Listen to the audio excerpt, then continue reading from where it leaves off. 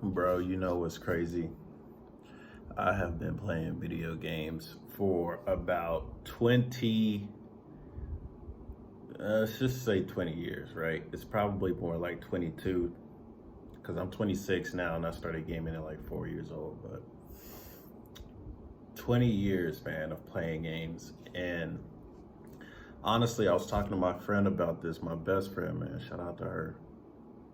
I told her I done played so many games and I've learned so many stories and I've been the protagonist so many times. It feels like, because I play over, I want to say overall in total, I probably played around 800 or even more, around 800 games, right? And this is spanning from 4 years old to now. So probably 800 to 900 games. I know on my PS5 right now, I got 300 games on there, right? So on the PS5, PS4, on this account, around 300 games. And I was playing a lot of games back in 2016, 2015, around PS3 times. I was playing a lot of games back then. 2014. Shoot, man, it's crazy. It's like, because the way humans work, right? We learn from our surroundings, right? And like my surroundings, I was never really out in the streets. I was more online, not online, like I was playing games, right? So I'm like saving the world, or I'm a spy, right? Because I was really big in the Splinter Cell, really big in the Splinter Cell. Like I legitimately was looking like, how do I join the CIA type shit? And then I realized the CIA be killing their own operatives and shit. And I was like, never mind, that ain't for me. But it's like you live these different lives and you live these different lifetimes playing video games. And I feel like it's so much easier to explain that now than it's ever been. The way technology is taking off, you got virtual reality, and it's to the point people are using virtual reality outside, which makes it augmented reality, right? So people are augmenting their real life realities. Bro, it's like, after playing games for 20 years, bro, it's like I could see all of this shit coming. Because you'll hear so many crazy stories in these games, right? Especially the ones that are more grounded in reality and not really like fantasy like. And it's like, damn, this shit's so crazy. And it's interesting at the same time because it's like, damn, 20 years I've been playing games. And it's like growing up, I'm playing all these different types of games and whatnot. And it's like they don't really make games like I used to enjoy them back in the day. And I've started switching my gaming habits too. Like I don't play all the Assassin's Creed, right? I was a big fan of Assassin's Creed when it first came out. Back in the day, Assassin's Creed wasn't just long and whatever, like just they didn't really focus only on gameplay, man. There was like a whole story about like science and Abstergo, secret services, human genetics, you know, it was some crazy stuff back in the day. And like they just dumbed it down over time, or like times have changed in the gaming industry. And it's so weird, bro, because it's like I legitimately went from wanting to work for Capcom, right? Because I had Super Street Fighter 4, and I had like the back in the day when you get a game in like a disc in a case, you open up the case, it'd be like a little booklet. They don't really got those no more. Now they got like just like a one-page thing, right? They probably don't even got that no more. But it'd be a whole booklet. It'll teach you all the combos and stuff. And it's like, man, I really fell in love with fighting games at like my early teenage years. I really got into fighting games, and it's like, damn, Capcom, I would love to work for these people. And it's like, I bullshit you not, I'm 14 years old and I'm looking at the back of the booklet and I called the number and I'm like, hey, I'm 14, I want to get a job, blah blah blah. Like, I bullshit you not, right? And years later, I actually end up working with Capcom, not for them but with them. So it's like Yo, check the same thing. Like I was a huge Ubisoft fan, bro. Like huge, huge Ubisoft fan. I loved Ubisoft games back in the day. Splinter Cell, Assassin's Creed, Prince of Persia, Rayman. Like when I was a kid, I played Rayman 3 on N64, bro. That was so good. It was a good times. And you know, they don't make games like that anymore. And it's like, how do you go from playing games as like a way of immersion and a way to just like, it wasn't even really immersion, it was just like another life for me, right? Gaming was like, if you guys heard of the MMO called Second Life, that's basically like the way I saw just gaming in general, right? As a young age, as a child, you don't really know what life is, but it's like, hey, let's just play games, because you know, you get powers in games, you don't get powers in real life.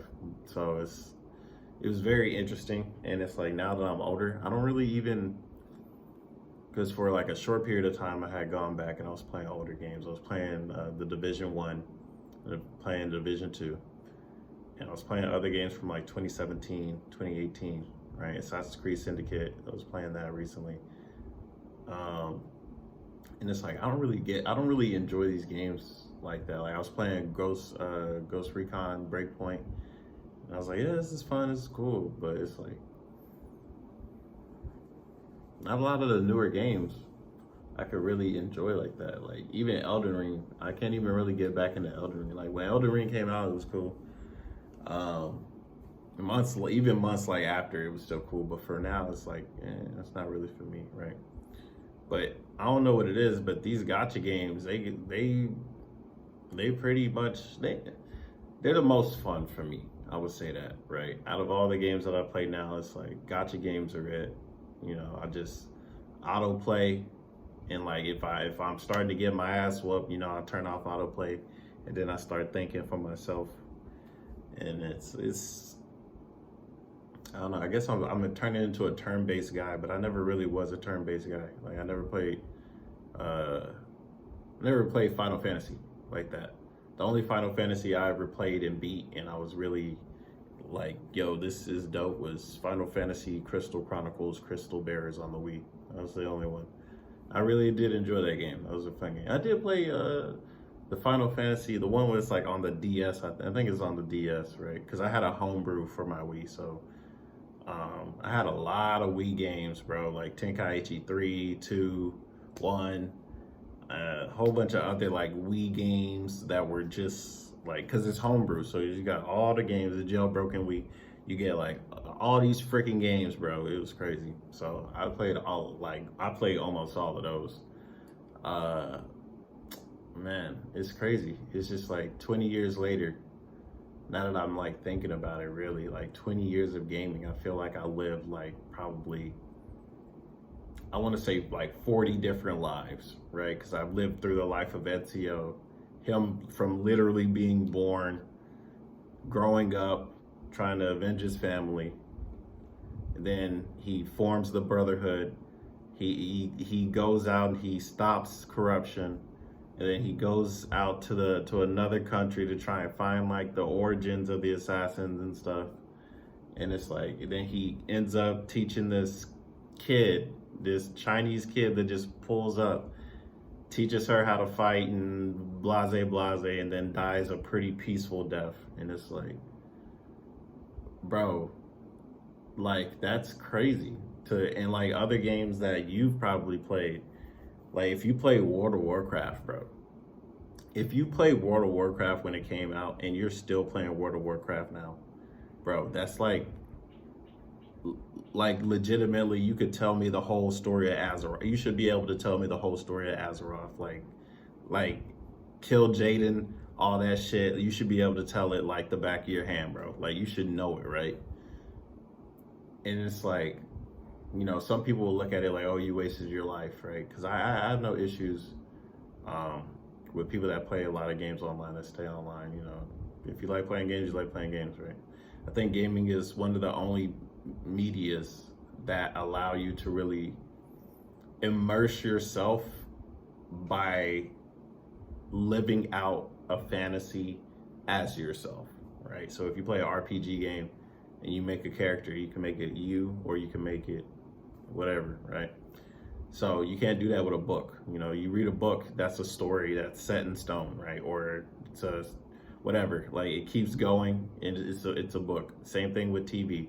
Like sure, if you don't like how the season's going or the movies are going, like hey, we don't like it, and then they fix it for the next time. But with gaming, it's like even if like something part of that game is not, you know, maybe up to your standard, as long as is there a way, as long as there is a way for creativity, I think it'll succeed. Or any game that allows you to just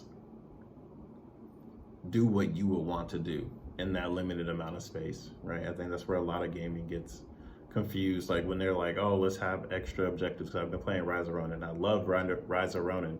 Legitimately love that game for like between hour I want to say between hour 8 and 14. I was like, man, Rise of Ronin is amazing, but eventually it got too repetitive, right? That's when these open world games will add stuff like collectibles, like oh, in Rise of Ronin is find cats and open up chests. In Assassin's Creed it's get flags or you know, the bird feathers, right?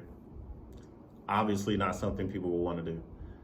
But then you have something like Minecraft, right? Which is pretty much timeless.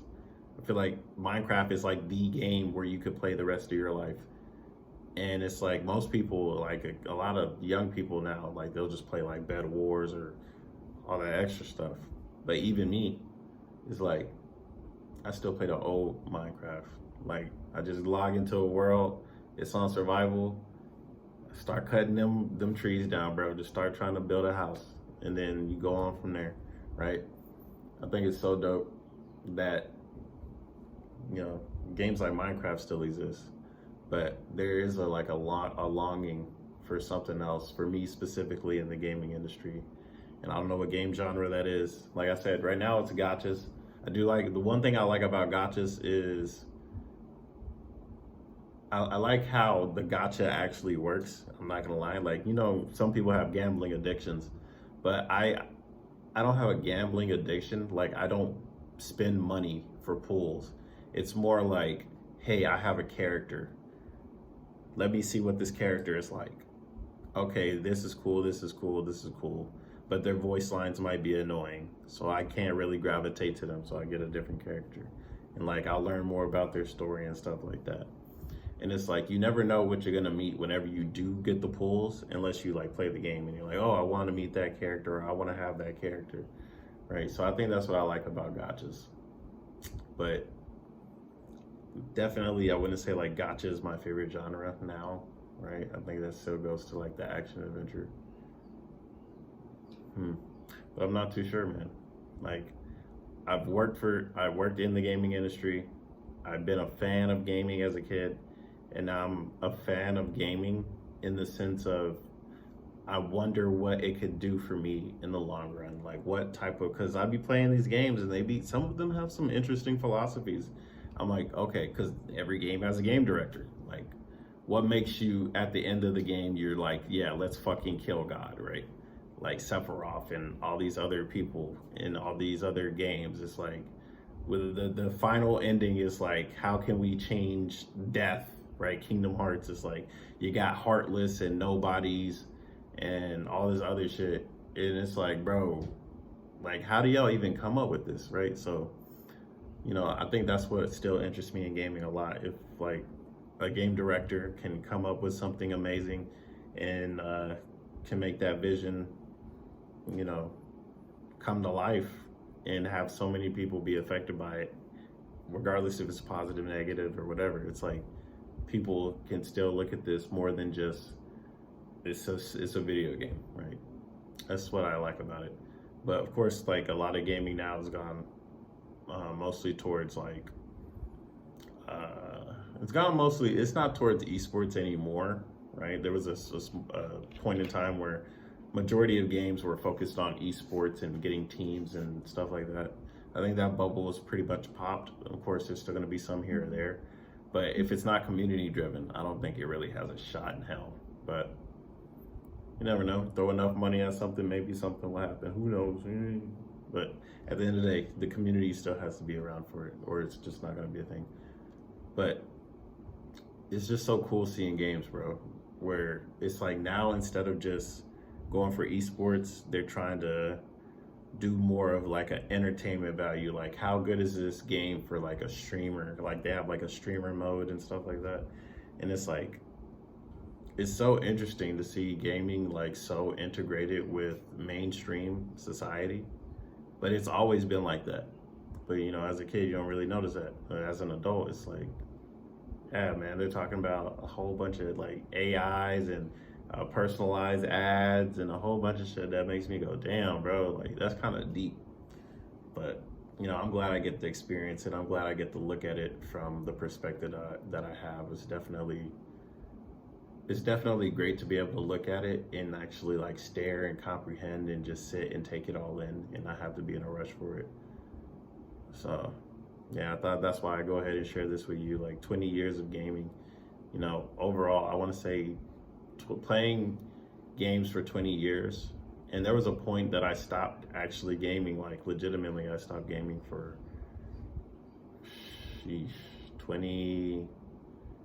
around like 2019, 2017. Around like 2017 to 2019, I stopped really gaming. Like I would play the game sometimes, but I wasn't a gamer, right? I was a gamer for a long time, then I stopped being a gamer and I started playing games for a little bit, but now, you know, I'm a gamer again. I think I've been a gamer for like the last 3 or 4 years now, maybe, 3 or 4 years. So it's interesting to see where it's going. You know, I personally, you know, I have hope, especially in the indie scene, for anything new to happen. But yeah, that's just my thoughts. 20 years in gaming, bro. Honestly, it's been pretty good. I started with Sonic. The first game I ever played was Sonic the Hedgehog on Sega Genesis. And the last game that I played recently is Honkai Star Rail on PS5. Crazy how the world works. But yeah, I just thought I'd go ahead and make this video and share it because why not, bro? Anyways, y'all have a good day. I'm gonna go to bed. Good night. Bye-bye. Khunshawn here. I forgot to do my intro. That's okay. I'll do it next time.